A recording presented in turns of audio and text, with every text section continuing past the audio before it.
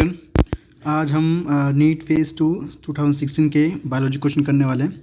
तो 121 से स्टार्ट कर रहे हैं, बाकी पीछे डाल चुका हूँ वीडियो में। तो क्वेश्चन ये है, the mechanism that cause a gene to move from one linkage group to another is called. क्या कहेंगे ऐसा मैकेनिज्म जिसमें एक जीन मतलब a gene to move from one linkage group to another. तो बेसिकली ये होता है ट्रांसलोकेशन। ठीक है, आंसर होगा सी, ट्रांसलोकेशन। ट्रांसलोकेशन क्या है? एक ऐसा फिनोमेना है जिसमें transfer of gene segment between non homologous chromosome different linkage group. ठीक है, इसको बोलते हैं क्या? ट्रांसलोकेशन। नेक्स्ट क्वेश्चन है, the equivalent of a structural gene is. Gene का स्ट्रक्चरल जीन के इक्विवेलेंट कौन होता है? तो इसका आंसर है बी, सिस्ट्रॉन। ठीक है ना? तो cistron is a segment of DNA coding for polypeptide. Okay, फिर आगे है question number 123, A true breeding plant is. जो ट्रू ब्रीडिंग प्लांट होते हैं, तो इससे पूछ रहा है क्या है? तो देखो इसका आंसर है सी। बोलना चाह रहा है कि जो ट्रू ब्रीडिंग प्लांट होते हैं near homozygous and produce offspring of its own kind. अगर सेम लगातार ट्रू ब्रीडिंग प्लांट मतलब ट्रू आपस में सेम क्रॉस करवाते रहेंगे तो आपको होमोजाइगस प्लांट मिलेंगे। ठीक है ना? और सारे एक जैसे ही दिखेंगे। तो देखो लिखा हुआ है सी आंसर जो है, true breeding line is one that having undergo continuous self pollination show the stable trait inheritance and expression for several generation. It is both homozygous recessive as well as dominant in genetic constitution. ठीक है, next question है, which of the RNA act as a structural RNA as well as ribozyme in bacteria. तो इसका answer है सी, 23S RNA। तो मतलब चाह रहा है कि जो 23S RNA होता है is a component of larger sub unit of ribosome and it act as a peptide transferase enzyme. ठीक है, फिर नेक्स्ट क्वेश्चन है 125, जो स्टीरर टैंक बायोरिएक्टर होता है उसको design have been design for, किस लिए डिज़ाइन किया जाता है? तो इसका आंसर सी बताया गया है, availability of oxygen through out the process. मतलब जो स्टीरर टैंक होता है उस बायोरिएक्टर को ऐसा डिज़ाइन किया था कि लगातार उसमें ऑक्सीजन कॉन्टीन्यूसली मिलती रहे। ठीक है, क्वेश्चन नंबर 126 है कि a foreign DNA and plasmid cut by same restriction endonuclease can be joint to form a recombinant plasmid using. तो इसका आंसर है डी, लाइगेज के थ्रू हम उसको जोड़ सकते हैं। ठीक है, ओके, लाइगेज के थ्रू हम उसको जोड़ सकते हैं। फिर नेक्स्ट क्वेश्चन है, which of the following is not a component of down streaming process. Down streaming process का इसमें से कौन सा पार्ट नहीं है? तो आंसर है डी, एक्सप्रेशन। एक्सप्रेशन जो है वो डाउन स्ट्रीमिंग प्रोसेस का पार्ट नहीं है। इसमें लिखा हुआ है, after completion of biosynthetic pathway down streaming process include all the steps involve in isolation, purification and preservation of product. पर फाइनली एक्सप्रेशन वाला पार्ट नहीं होता है डाउन स्ट्रीमिंग प्रोसेस में। ठीक है, नेक्स्ट क्वेश्चन है 128, बोल रहा है, which of the following restriction enzyme produce blunt and. इनमें से कौन सा जो रेस्ट्रिक्शन एंजाइम होता है वो क्या प्रोड्यूस करता है? ब्लंट एंड प्रोड्यूस करता है। तो इसका आंसर है बी, इको RV। ठीक है, जैसे इको R1 होता है तो ये प्रोड्यूस करता है क्या? ब्लंट एंड प्रोड्यूस करता है। नेक्स्ट क्वेश्चन है क्वेश्चन नंबर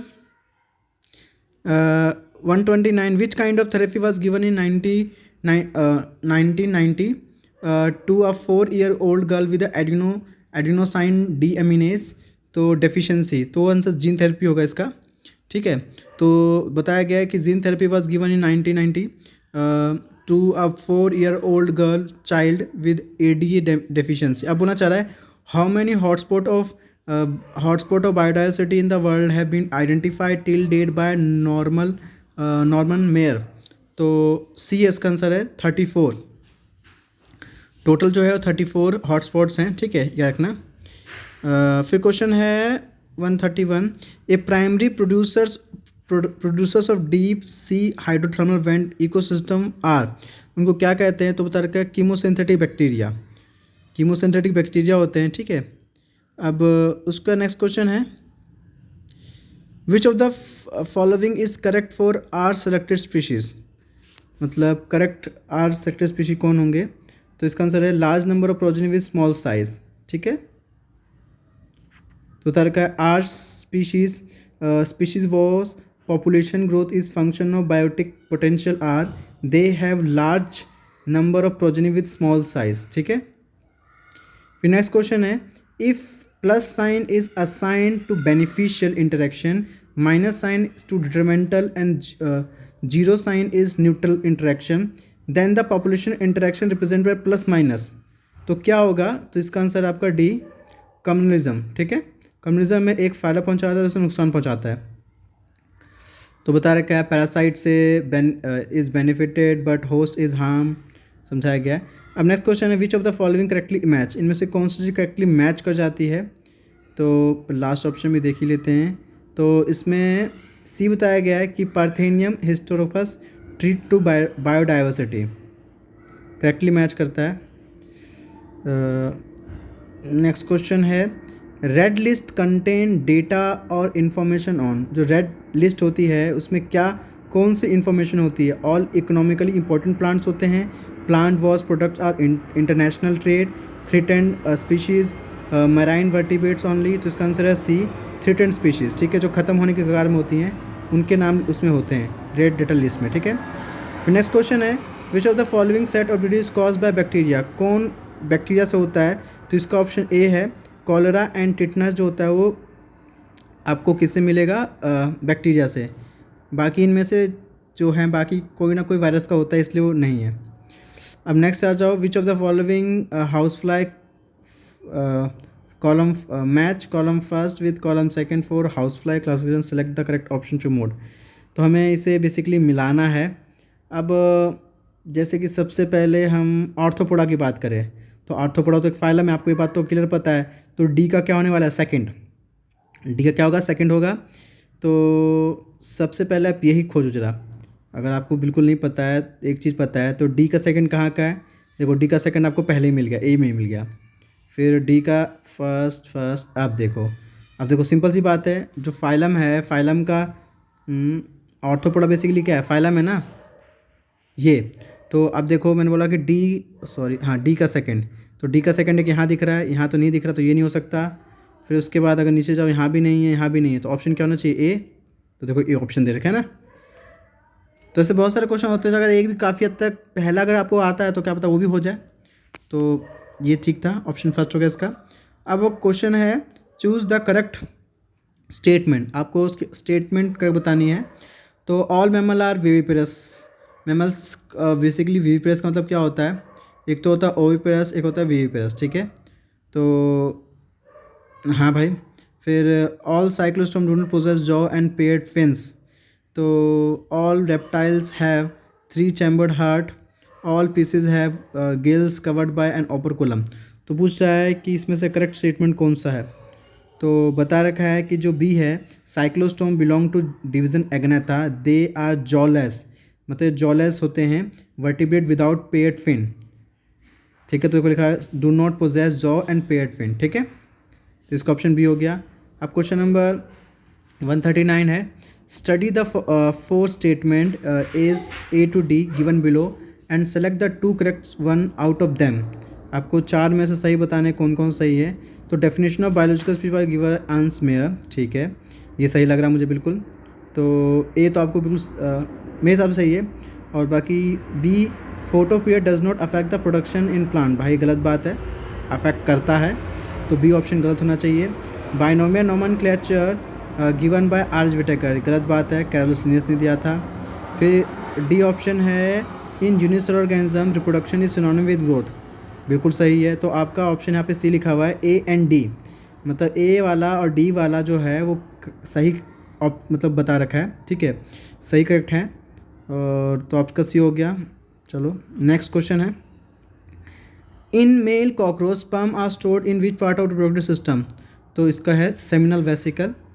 ठीक है, फिर नेक्स्ट क्वेश्चन है स्मूथ मसल्स आर, जो स्मूथ मसल्स होते हैं वो कैसे होते हैं? तो इसका ऑप्शन है इनवॉलंटरी होते हैं, फूजीफॉर्म होते हैं एंड नॉन स्ट्रिएटेड होते हैं। फिर नेक्स्ट क्वेश्चन है oxidative phosphorylation is, oxidative phosphorylation का मतलब क्या होता है? तो इसका आंसर डी बता रखा है कि formation of ATP bye energy release from electron remove during substrate oxidation. Oxidative का मतलब बेसिकली एनर्जी निकलने वाली प्रोसेस होती है, तो इसमें बता रखा है कि formation of energy by energy release from electron remove. ठीक है, फिर क्वेश्चन नेक्स्ट है which of the following is least likely to be involve in stabilising the 3 dimensional folding most protein. तो डी है एस्टर बॉन्ड, मतलब कौन जो होता है जो उसको 3D में बना के उसे ज़्यादा स्टेबल करता है, तो एस्टर बॉन्ड होता है। ठीक है, तो लिखा है ester bond is form between sugar and phosphate in a nucleotide. फिर क्वेश्चन है which of the following describe the given graph correctly, कौन सही डिस्क्राइब कर रहा है, तो इसमें बी ऑप्शन बता रखा है कि exothermic reaction with energy A in the presence of enzyme and B in the absence of enzyme.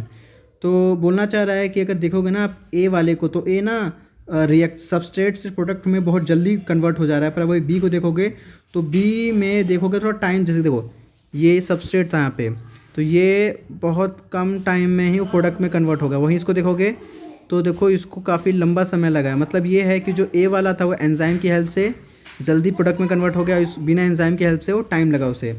तो बी ऑप्शन सही है। क्या लिखा हुआ है, exothermic reaction with energy A in presence of enzyme and B in absence of enzyme. ठीक है, अब question number 145, when cell has stalled DNA replication for which check point should be predominantly activated, तो कौन सा check point को activate होता है, तो बता रखा है फर्स्ट ऑप्शन इसका G1 and S check point of cell cycle is a major check point. फिर नेक्स्ट क्वेश्चन है match the stage of meiosis column 2 characteristics feature in column second and select the correct option. तो आपको basically क्या करना है, आपस में इनको मैच करवाना है। ठीक है, और मैच करवा के आपको बताना है कि कौन सी क्या चीज़ें हो रही हैं। हाँ जी, तो आपको इसे मैच करना है। तो अगर पाइचिटिन की बात की जाए तो पाइचिटिन में क्या होता है, तो देखो पाइचिटिन में बेसिकली ना क्रॉस ओविंग होती है। ठीक है, तो ए का तो ऑप्शन मुझे थर्ड लग रहा है कि क्रॉसिंग ओवर टेक्स प्लेस। उसके बाद फिर जो बी है मेटाफेज फर्स्ट में क्या होता है, उसमें जो क्रोमोसोम्स होते हैं ना वो इक्वेटर प्लेट पे आ जाते हैं, तो इसका होना चाहिए 4। फिर आपका जो सी है डाइकाइनेसिस, इसका होना चाहिए डाइकाइनेसिस में क्या होता है, टर्मिनेशन ऑफ काइजमेटा। फिर फाइनली जाइगोटिन का क्या होता है, फर्स्ट, तो इसका ऑप्शन ए ही होगा। ठीक है, फिर नेक्स्ट क्वेश्चन है 147, which hormone do stimulate the production of pancreatic juice and bicarbonate, तो इसका आंसर है सी कोलेसाइटोकाइनिन एंड सिक्रेटिन। ठीक है, जो कोलेसाइटोकाइनिन and secretin both hormone increase the secretion of pancreatic juice.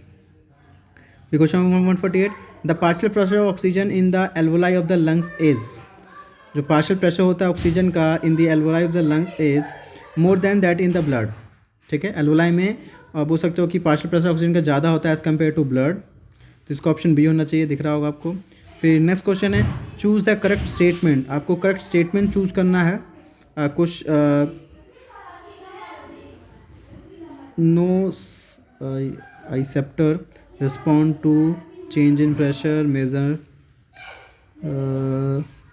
अच्छा, तो इसमें आंसर सी दिखा रखा है कि जो फोटो रिसेप्टर्स होते हैं rod in human eye are depolarise during darkness and become hyperpolarise response to light stimulus. तो बोलना चाह रहा है कि जो फोटो रिसेप्टर्स होते हैं रॉड सेल्स के वो डीपोलराइज हो जाते हैं डार्क में एंड बिकम हाइपरपोलराइज जब वो उनको लाइट पड़ती है। तो अब जो ग्रेव डिजीज़ है वो किससे रिलेटेड है, तो grave disease due to the hyper secretion of thyroid gland.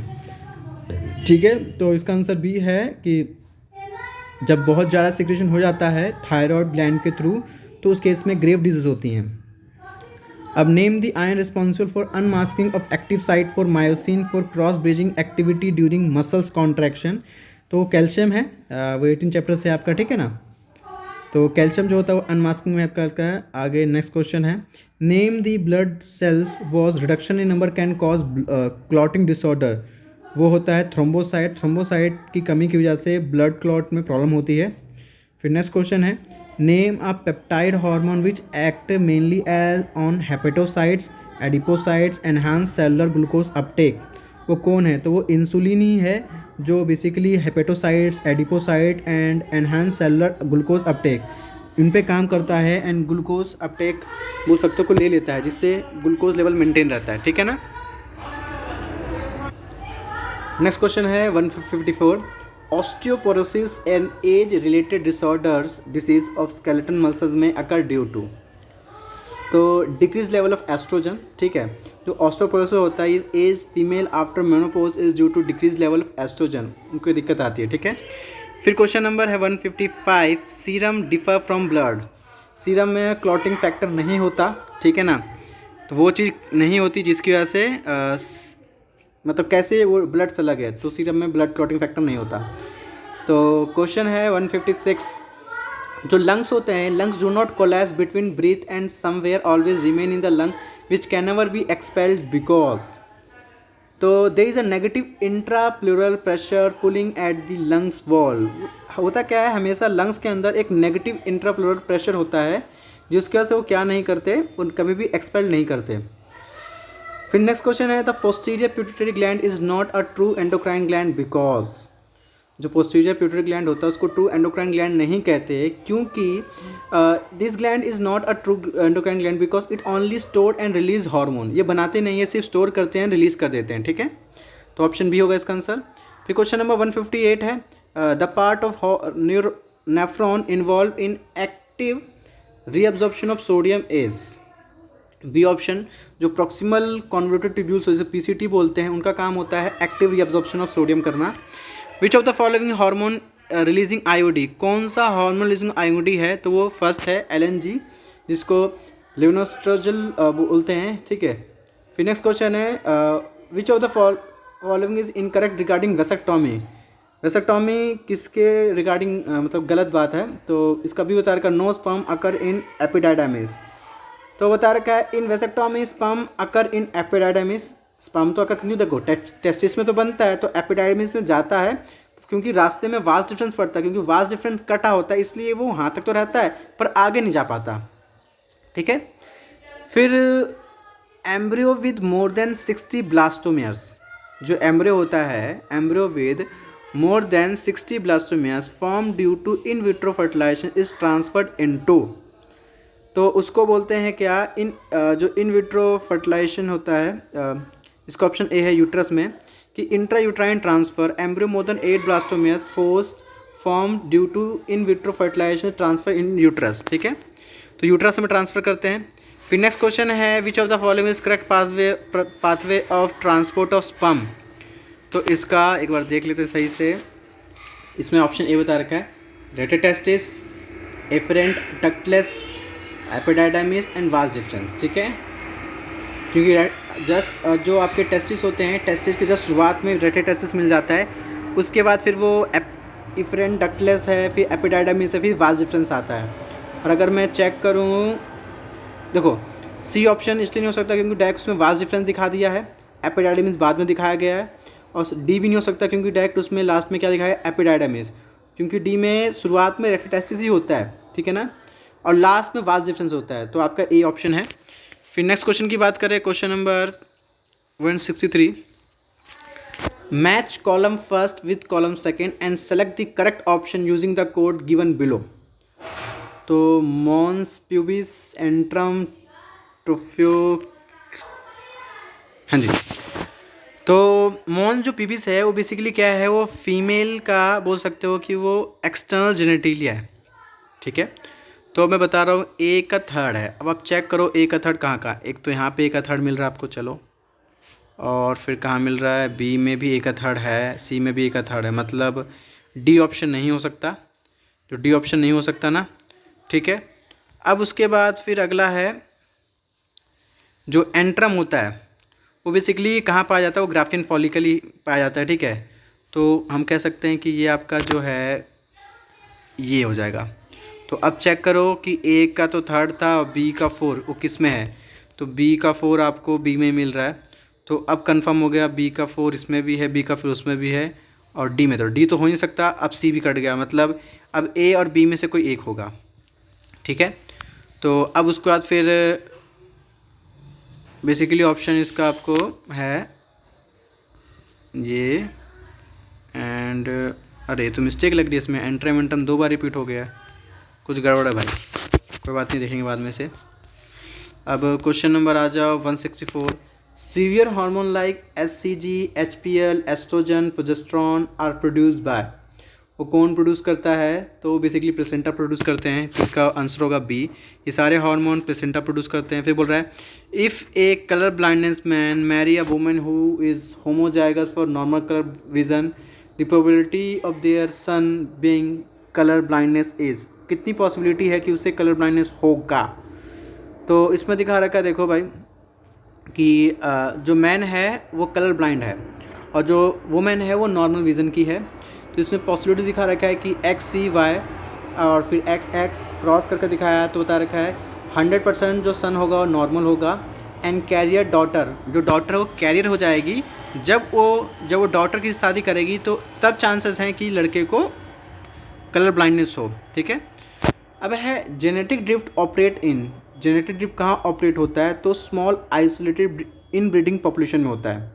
ठीक है, तो इसका ऑप्शन ए होगा कि जो जेनेटिक ड्रिफ्ट है वो आपके स्मॉल पॉपुलेशन में ही होता है। फिर क्वेश्चन है, in Henry Hardy Weinberg equation the frequency of heterozygous individual is represented by. तो हेट्रोजाइगस के लिए 2pq होता है, ठीक है, होमोजाइगस के लिए होता है वो p और या q स्क्वायर। अब है कि chronological order of human evolution from early to the recent age. तो एक इसकी ट्रिक याद कर सकते हो कि डॉक्टर जो राम हैं वो ऑस्ट्रेलिया से आए और हैन लेकर आए। तो डॉक्टर राम, तो डॉक्टर तो नहीं है, राम से स्टार्ट करते हैं। राम यहाँ पर है, कहाँ गए, ऑस्ट्रेलिया, तो ऑस्ट्रेलिया ये हो गया। फिर ये वाला ऑप्शन होना चाहिए बी। ठीक है ना, डॉक्टर से ड्राइवपिथिकस आता है, फिर राम से आपका रामापिथिकस आता है, फिर उसके बाद ऑस्ट्रेलिया से ऑस्ट्रोलोपिथिकस आता है। तो डी तो गायब था इसमें, कहीं भी डी तो है नहीं, तो रामा तो ये दोनों नहीं मिल गए। फिर उसके बाद ये तो होमो हैबिलिस नहीं होता, पहले ऑस्ट्रोलोपिथिकस होता है। ठीक है, तो इसका ऑप्शन होगा बी। फिर नेक्स्ट क्वेश्चन है 169, विच of the following is correct sequence of event in origin of life, कौन सी सही है, तो इसका ऑप्शन सी है। सबसे पहले second, synthesis of organic monomer, सबसे पहले मोनोमर बनता है, उसके बाद सिंथेसिस ऑफ पॉलीमर, मोनोमर से पॉलीमर बनेगा, उसके बाद फिर बता रखा है formation of protobionts and finally DNA based genetic system बनेगा। तो इसका ऑप्शन है सी। ठीक है, अब नेक्स्ट क्वेश्चन है, ए molecule that can act as genetic material must fulfill the trait given below except, जो मॉलिक्यूल है वो जेनेटिक मटेरियल तरह फुलफिल कर रहा है, तो कौन सी चीज़ नहीं होनी चाहिए, तो इसका ऑप्शन है C, it should be unstable structurally and chemical. ये गलत बात है भाई, उसे स्टेबल होना चाहिए तभी वो जेनेटिक मटेरियल को सब कुछ फुलफिल करेगी। नेक्स्ट क्वेश्चन है question number 171, the DNA dependent RNA polymerase catalyze transcription on one strand of the DNA which is called the, इसका ऑप्शन ए टेम्पलेट स्ट्रैंड होता है। ठीक है, बताया DNA dependent RNA polymerase catalyze the polymerization in only one direction, that is 5' to 3'. The strand with polarity 5' to 3' act as a template and is template strand। ठीक है, फिर next question है, interspecific hybridisation is the mating of, interspecific hybridisation में क्या होता है, तो एक minute, two different related species लेते हैं, दो अलग अलग स्पीसीज को लेते हैं। ठीक है, इसका ऑप्शन बी है। फिर नेक्स्ट क्वेश्चन आ जाओ, question number 173, which of the following is correct regarding AIDS causative agent HIV। तो जो एड्स जो का वायरस होता है, बोल सकते हो कि उनके अंदर एक रिवर्स ट्रांसक्रिप्शन करके एंजाइम होता है। ठीक है ना, तो इसका ऑप्शन है B. HIV enveloped virus that contain two identical molecules of single stranded RNA which have molecule of reverse transcriptase। Next question है, which of the following marine fish, इनमें से कौन सा मैराइन फिश है जिसमें omega-3 फैटी एसिड पाया जाता है, तो उसका आंसर डी मैक्रेल। ठीक है, जो मैक्रेल है वो बेसिकली क्या है, मैराइन फिश है, बाकी मांगूर। अच्छा, अब नेक्स्ट क्वेश्चन आ जाओ 175, match the column first and second, first and second को आपको मैच करना है। तो ब्यूट्रिक एसिड तो याद कर लो क्या आता है, क्लोस्ट्रिडियम ब्यूटालिकम। तो भाई डायरेक्ट हम पहले जो बिल्कुल जो यार दिमाग में घुसा वो देख लेते हैं। तो भाई डी का होना चाहिए सेकंड एक तो ये, और सिट्रिक एसिड किससे निकलता है, Aspergillus niger, citric acid trichoderma, ये एस्परजिलस नाइजर, देखो मिल गया एस्परजिलस, कंप्लीट नाम नहीं दिया फिर भी आपको काफ़ी हद तक समझ में आ रहा होगा। तो ए का थर्ड ढूंढो कहाँ पे भाई, ए का थर्ड इसमें है, और क्या डी का सेकंड मिल रहा है इसमें, डी का सेकंड नहीं भाई ये नहीं हो सकता। अब नीचे आ जाओ, ए का थर्ड इसमें भी है, देखो ए का थर्ड इसमें भी है और ए का थर्ड इसमें भी है। अब मैंने बताया था डी का आपका सेकंड होना चाहिए, तो डी का सेकंड इसमें भी है और डी का सेकंड इसमें भी है। ओहो, बड़ा कर दिया भाई, मतलब अब आगे जाके कन्फ्यूज़न क्लियर होगी इनसे। अब जैसे साइक्लोस्पोरिन क्या होता है, वो बेसिकली एक इम्यूनो सप्रेसेंट होता है, तो इसका आंसर है बी। तो आपका ए का थर्ड होना चाहिए, तो हो गया भाई, ठीक है। साइक्लोस्पोरिन ए जो होता है फर्स्ट ट्राइकोडर्मा, तो आपका इसका आंसर हो गया ये बी, ठीक है।